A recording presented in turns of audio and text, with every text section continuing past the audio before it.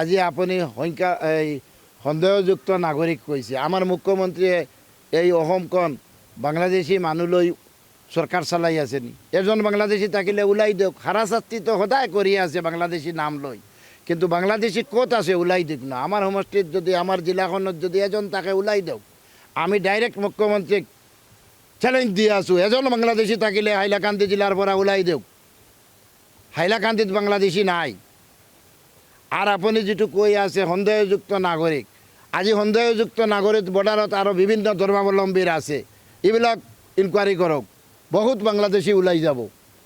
মিয়া বাংলাদেশী কৈ আজি আমাৰ মিয়াৰ ওপৰত যেটো চলি আছে এইটো একদম 100% মিথ্যা কথা। ইয়াত বাংলাদেশী কোন আছে আর কোন নাই অন রেকর্ড চাওক, পাই যাব। মিয়া এটাও বাংলাদেশী হাইলাকান্দি জিলাত নাই। যদি তাকে আজি চ্যালেঞ্জ কৰিছোঁ 24 ঘণ্টাৰ ভিতৰত মাননীয় মুখ্যমন্ত্ৰী মহোদয়ে বাংলাদেশী ওলাই দিয়ক। বাংলাদেশী নাম লৈ বাংলাদেশী মিয়া কৈ আৰু আমাক হাৰাশাস্তি কৰাটো ওপৰালাই সহ্য নকৰিব। তাতে বিভিন্ন ধৰ্মাৱলম্বীৰ মানুহ আছে, হিন্দু আছে, মুছলিম আছে, খ্ৰীষ্টান আছে, ৰিয়াং আছে, কিন্তু চাই আমাৰ চৰকাৰখনে ইছলাম ধৰ্মাৱলম্বী মুছলিম মানুহক আজি উচ্ছেদ কৰিছে। তাৰ পাছতো আইনৰ কাম আইনে কৰিছে। আমি আইনৰ বাধা দিয়া নাই, আমাৰ মানুহে আইনক বাধা দিয়া নাই। কিন্তু এতিয়া আমাৰ কথা হৈছে ভাৰতীয় নাগৰিক গোটেই 100% মানুহবিলাক ভাৰতীয়। যদি এটা বাংলাদেশী পাই গুলিয়াই মাৰি দিয়ক, আমাৰ একো ক'ব লগা নাই। আৰু ভাৰতীয় নাগৰিক হ'লে লেণ্ডলেছ মানুহবিলাকক আমাৰ চৰকাৰখনে লেণ্ড দিব লাগিব। আমাৰ ইয়াত বহুত খালী লেণ্ড আছে, কাটিছলা চাৰ্কেলৰ আণ্ডাৰত বহুত খালী চৰকাৰী লেণ্ড আছে। এই লেণ্ডত প্ৰত্যেক ফেমিলিক 1 বিঘা 2 বিঘা কৰি যিমান দিয়ে চৰকাৰখনে দিব লাগিব। এতিয়া মানুহবিলাক কেম্প বনাই মই ৰাখিম, দুখীয়া মানুহ গৰীব মানুহ এইবিলাকে বৰ্ডাৰত আমাৰ লেণ্ডটো পাহাৰা দি আছিলে। আজি আপোনালোকে জানে আমাৰ Assam Mizoram 100 kilometre border area. আমাৰ কাটিছলা সমষ্টিটো অসম মিজোৰাম বৰ্ডাৰ। তাতে বহু টাইম আগ্ৰাসনৰ কামটো চলি আছে। 70,000 বিঘা লেণ্ড মিজোৰামে লৈ গৈছে। আজি যেটো উচ্ছেদ পৰ্ব চলি আছে আপোনালোকে দেখিব, তাৰ পাছত মিজোৰামে এইটো আগ্ৰাসন কৰিব। আমাৰ চৰকাৰখনক আমি অনুৰোধ কৰিছোঁ, আমাৰ মানুহবিলাক ওলাই দিছে, একো ক'ব লগা নাই, কিন্তু ভৱিষ্যতত যদি মিজোৰামে দখল কৰে তে এইটো চৰকাৰৰ গাফিলতি। আজি চৰকাৰখনে আমাৰ গল্লাছড়া এৰিয়াত জুই লগাই 30-40টা ফেমিলি জ্বলাইছিলে, স্কুল বিল্ডিং বম ব্লাষ্ট কৰিছিলে মিজোৰামে।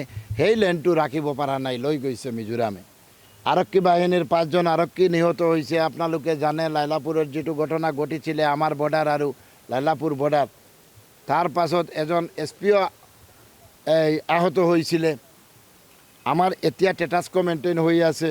আপোনালোকে চাওক, নিৰ্বাচন আহিলে উচ্ছেদ বেছিকৈ হয়, এইটো আমাৰ গোটেই অসমৰ মানুহে জানে। আৰু য'ত উচ্ছেদ হৈছে কাৰ ওপৰত হৈছে? মিয়া বাংলাদেশী কৈ আমাৰ ইছলাম ধৰ্মাৱলম্বী মুছলিম মানুহ ভাৰতীয় নাগৰিক সিহঁতক উচ্ছেদ কৰি আছে। যোৱা 2 দিন আগত মুখ্যমন্ত্ৰীয়ে কৈ দিলে মিয়া মানুহক ৰিক্সা চলিলে ৰিক্সা ড্ৰাইভাৰক 5 টকা ভাড়া হ'লে 4 টকা দি দিব। এজন মুখ্যমন্ত্ৰীয়ে যদি এনেকা কথা কয়, ৰাইজৰ মুৰব্বী হৈ, তেতিয়াহ'লে ৰাইজ ক'ত যাব? তে আমি অনুৰোধ কৰিছোঁ মুখ্যমন্ত্ৰী ডাঙৰীয়াক যে আমাৰ মানুহবিলাকক অলপ লেণ্ডলেছ মানুহবিলাকক লেণ্ড চৰকাৰী দিব লাগে, আর বাংলাদেশি হলে গুলিয়াই মারিব লাগে।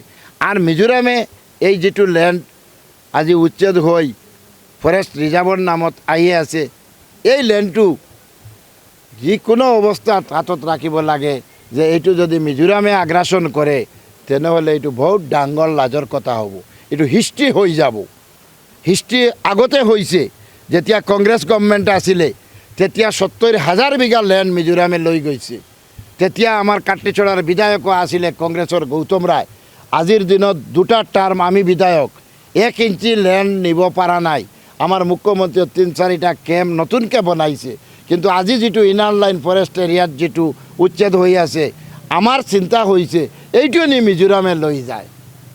আজি তাতে আপোনালোকে গৈছে দেখিছে, ৰিয়াং সম্প্ৰদায় মানুহ জেনাৰেল কাষ্ট, ট্ৰাইবেল বেলেগ, খ্ৰীষ্টান ধৰ্মাৱলম্বী। আজি আমাৰ হিন্দু জেনাৰেল হয়, মুছলিম জেনারেল হয়। আজি অনলি 522 ফ্যামিলি যেটো ইসলাম ধর্মাবলম্বী মুসলিম ফ্যামিলিক নোটিশ দিছে, উচ্ছেদ হিটু চলি আছে।